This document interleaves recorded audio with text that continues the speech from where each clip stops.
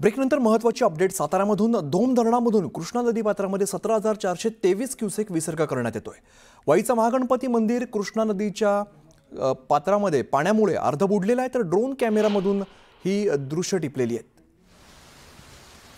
सातारा जिल्ह्यामध्ये मुसळधार पावसामुळे दोन धरणातून कृष्णा नदी पात्रात 17,423 क्युसेक पाण्याचा विसर्ग केला जातो आणि कृष्णा नदीच्या पाणी पातळीत वाढ झालेली आहे. सचिन जाधव आमचे प्रतिनिधी अधिकची माहिती देतात. सचिन, आपण बघतो कृष्णा नदीच्या पाणी पातळीत मोठ्या प्रमाणात वाढ झालेली आहे. सध्याची काय परिस्थिती आहे? अगदी बरोबर आहे. खरं पाहायला गेलं तर सातारा जिल्ह्याच्या पश्चिम भागामध्ये गेल्या 3 दिवसापासून मुसळधार पाऊस कोसळतोय.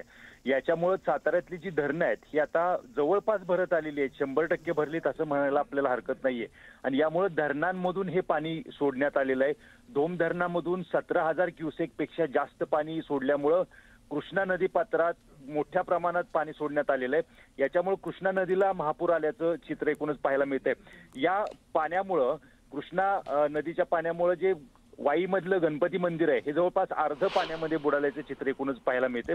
तसंच दुसरीकडे कनेर धरण जे आहे, या कनेर धरणामधून सुद्धा जवळपास 15,000 क्युसेक एवढं पाणी नदीपात्रात सोडण्यात आलेलं आहे.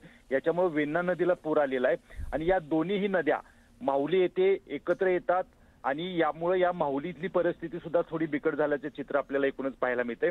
या ठिकाणी जी कैलास स्मशानभूमी आहे, ही कैलास स्मशानभूमी जवळपास या पाण्यामध्ये बुडालेली आहे आणि याच्यामुळे अंत्यविधी करण्यासाठी लोकांचं खरं तर तारांबळ उडताना आपल्याला पाहायला मिळते.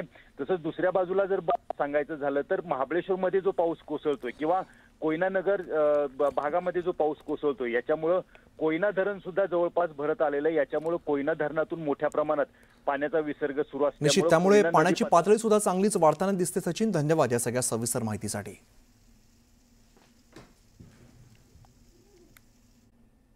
मागील 6 दिवस सुरू असलेल्या पावसाच्या संततधारेमुळे नवी मुंबई मोरबे धरण ओव्हरफ्लो झाले आणि त्यामुळे धरणाचे दोन्ही वक्राकार दरवाजे 25 सेंटीमीटरने उघडण्यात आलेले आहेत. तर 1,123 क्युसेकने धावरी नदीपात्रात सध्या पाण्याचा विसर्ग सुरू आहे.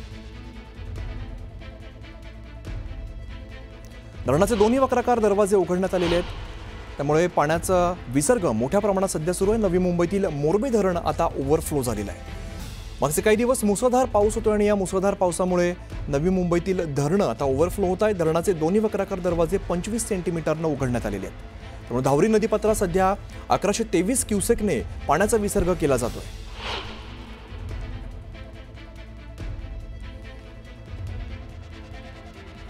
तर खडकवासला धरणातून पुन्हा पाण्याचा विसर्ग वाढवला जाणार आहे आणि धरणामधून 39,000 क्युसेकने पाण्याचा विसर्ग होणार आहे. भिडेपुलासह नदीपात्रातील रस्ते दुथडी भरून आता वाहू लागलेले आहेत. मुळामुठा नदीकाठावरती पाणी सध्या बघायला मिळत आहे. नदीकाठातील परिसरातले जे मंदिर आहेत ती देखील आता पाण्याखाली जाताना दिसत आहेत आणि नदीपात्रात वाहतूक कालपासून पूर्णपणे बंद झालेली आहे. नदीपात्रात अनेक ठिकाणी महानगरपालिका आणि अग्निशामक दलाचे जवान तैनात करण्यात आलेले आहेत. याचा आढावा घेतलाय आमचे प्रतिनिधी अभिजित पोते यांनी.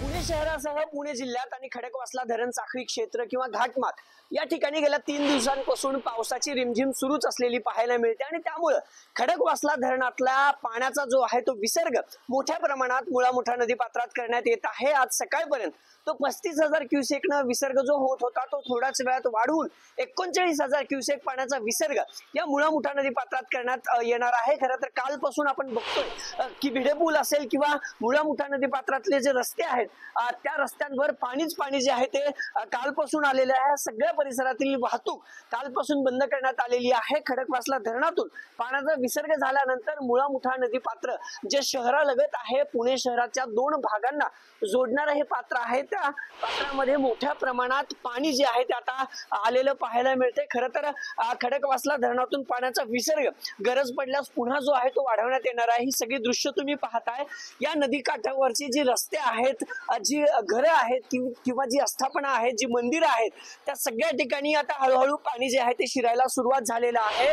प्रशासनाकडून सतर्कतेचा इशारा नदीकाठावरची गावं असतील किंवा जी घरं आहेत शहरातली त्यांना देण्यात आलेला आहे. कालपासून या ठिकाणी अग्निशमन दलाचे जे जवान आहेत किंवा महानगरपालिकेचे जे जवान आहेत ते तैनात करण्यात आलेले आहेत. सगळी काळजी प्रशासनाकडून घेण्यात आलेली आहे. जे स्पॉट आहेत त्यांना दोरी आणि बॅरिकेडिंग करून बंद करण्यात आलेलं आहे. अग्निशमन दलाचं वाहन या ठिकाणी तैनात करण्यात आलेलं आहे. कालपासून जे जवान आहेत ते वारंवार इथल्या नागरिक नागरिकांना सूचना देत आहेत, गरज पडली तर नदीकाठच्या गावातील जे नागरिक आहेत किंवा नदीपात्रातले जे नागरिक आहेत त्यांना सुरक्षित ठिकाणी हलवण्यात येणार असल्याचं देखील प्रशासकीय अधिकाऱ्यांकडून सांगण्यात येत आहे। काळजी म्हणून सगळी जी आहे ती पर्यायी मार्ग या अग्निशमन दलाच्या जवानांकडून इथे करण्यात आलेला आहे। कुठलाही अनुचित प्रकार घडू नये याची काळजी प्रशासकीय अधिकारी, अग्निशमन असेल, पुणे महानगरपालिका असेल, पोलीस प्रशासन असेल, या सगळ्यांकडून घेण्यात येते। खरं तर आज देखील पुणे जिल्ह्याला पावसाचा ऑरेंज अलर्ट सांगितलाय। पाऊस आज दिवसभर असाच सुरू असेल असं खरं तर हवामान शाळेकडून, हवामान वेधशाळेकडून सांगण्यात आलेलं आहे। आणि ही सगळी दृश्य तुम्ही पाहताय, खडकवासला धरणातून पाण्याचा विसर्ग वाढवल्यानंतर या सगळ्या भिडेपूल परिसर असेल किंवा नदीकाठचा परिसर असेल, पाणी या नदीपात्रातलं दुथडी भरून वाहतंय आणि त्याच पार्श्वभूमीवर प्रशासन आता अलर्ट मोडवर आलेलं पाहायला मिळतंय। अभिजित पोते, न्यूज 18 लोकमत, पुणे। तर पावसाचे अपडेट्स आपण असेच घेत राहणार आहोत। एक छोटासा ब्रेक, लगेचच परत येतोय। पाहत राहा न्यूज 18 लोकमत।